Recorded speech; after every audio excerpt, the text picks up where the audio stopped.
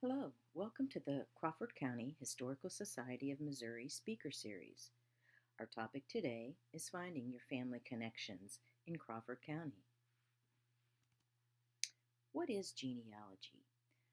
A line of descent traced continuously from an ancestor. So, where do we get started on finding our ancestors? You've probably been designated as the family historian or you've stepped up for the job.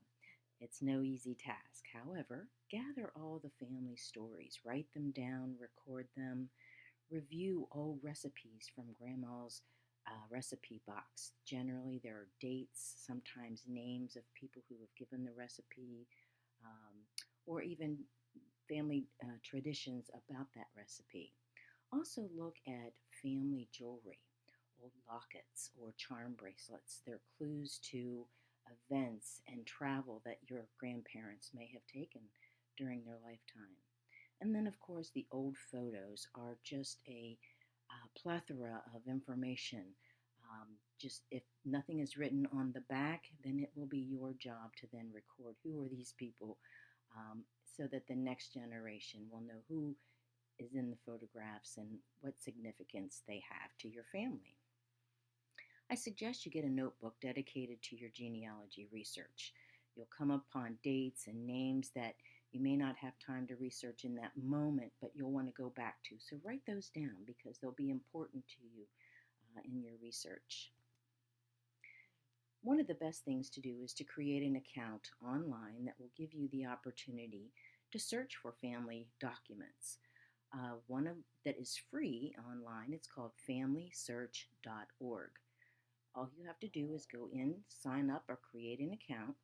Be sure to write down the ID and password you use so that you can be sure to have access to that the next time you go in. Then start a family tree. It's as simple as entering your name and your birth date, entering your parents' names and birth dates, and then your grandparents' names and birth dates if you have them. If you think about it, everybody has two parents. We all have four grandparents. Then we have eight great grandparents. We have 16 second great great grandparents, 32 third great great grandparents, and so on. So basically, when you get to 12 generations, you're covering about 400 years of your ancestors. And that's about 4,000 people that you will discover as you're looking for your family. So start with a timeline. And it's best to start with who you know and work backwards. So start with grandma or your parents. And that way you can at least know or maybe even have supporting documentation. Also look for things like birth certificates, death certificates, marriage licenses, and the census record. Now, all of these are usually available online, but sometimes they're a little harder to find. But the easiest thing to use is the census, and they're free. The US Census is the easiest document to access for genealogy research, and they're filled with information. The United States started an official census in August 1790 and continues to collect every 10 years. It started as a simple head count in 1790 with 6 questions. Today there's over 200 variations. Census records are available after the 72-year rule, which restricts access to census records to all but the individual named on the record or their legal heir. So you have to wait about 75 years for these documents to become available. But right now you're able to find things in the 30s and 40s. What questions did the first census ask?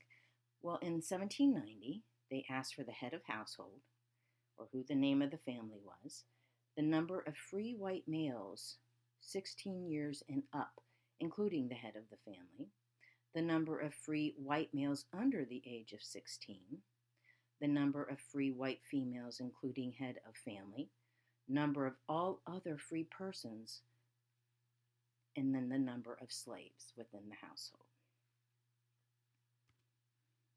Now, we've got several census tips over the years that you'll want to use to your advantage because They're chock full of information that will be helpful to you.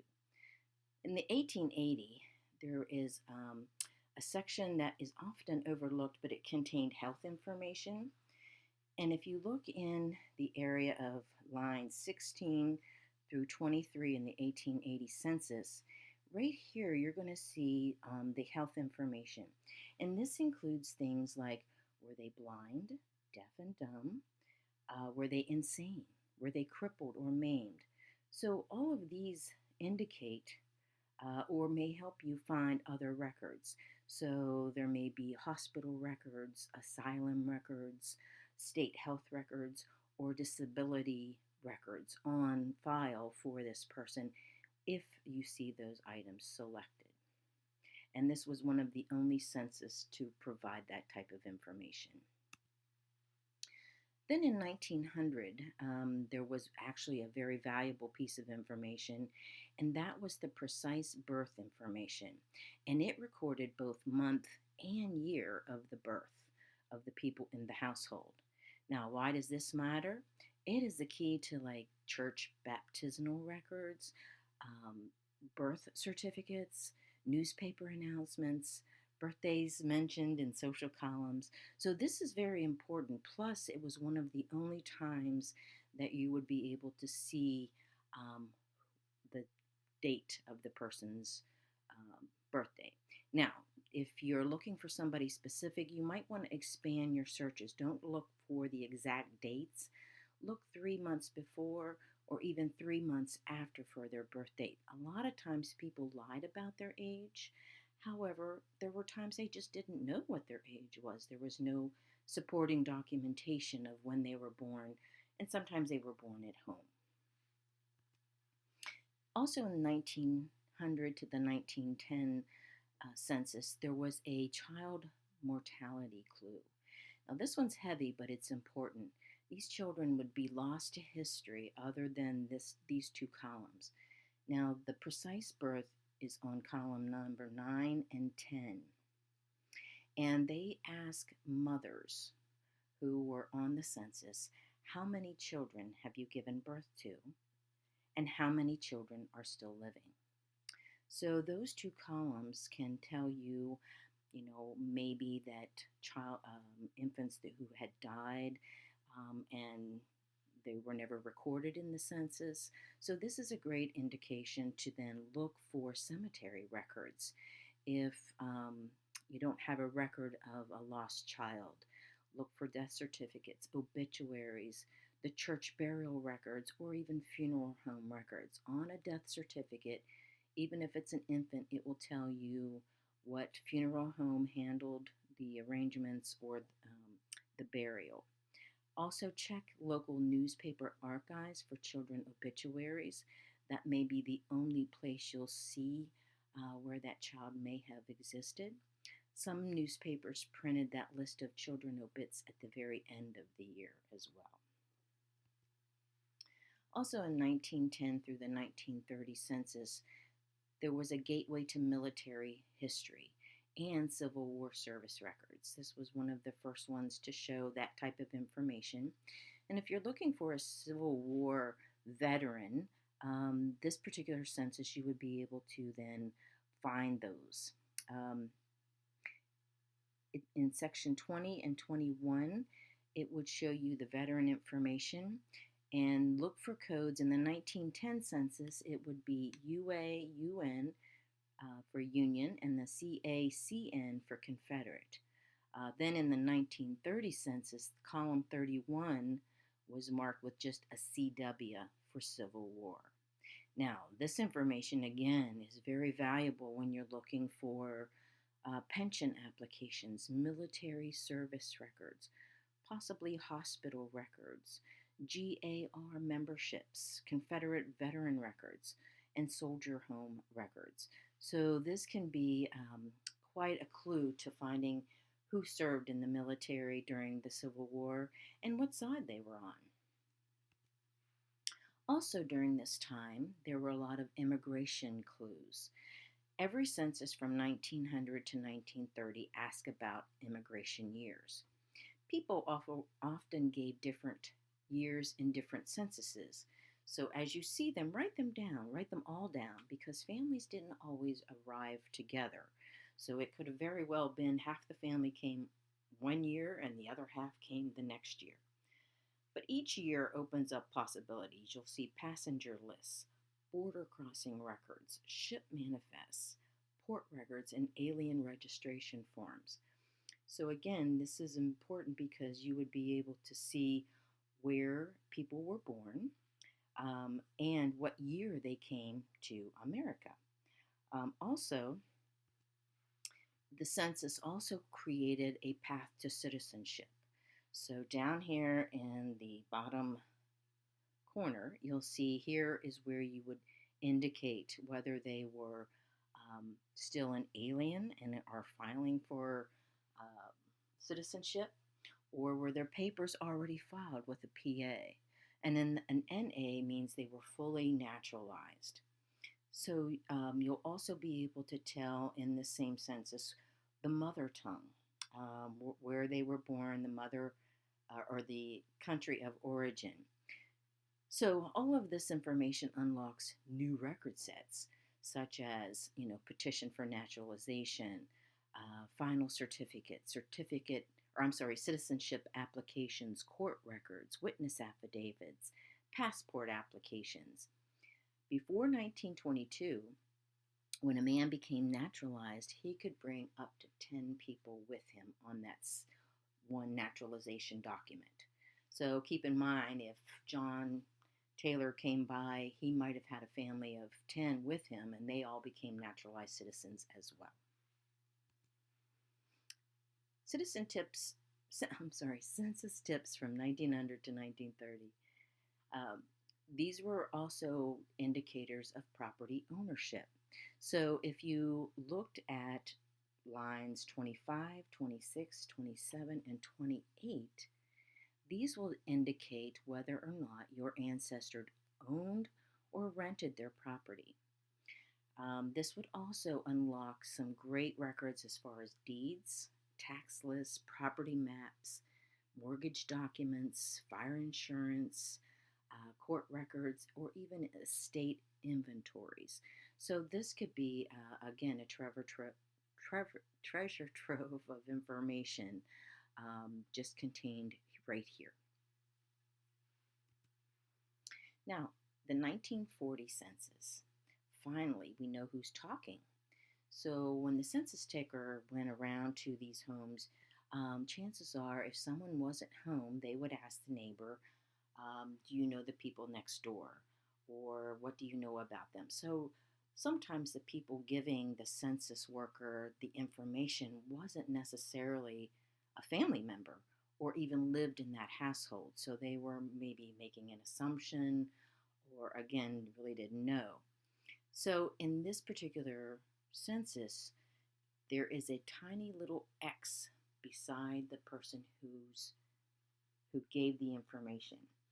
And that's important because, again, if you had a great grandmother living in the household with you, and the census worker came to great grandma and asked the questions about how many children she had, again, her children are grown and in their families of their own, so she may not have given the accurate information for the household at that time.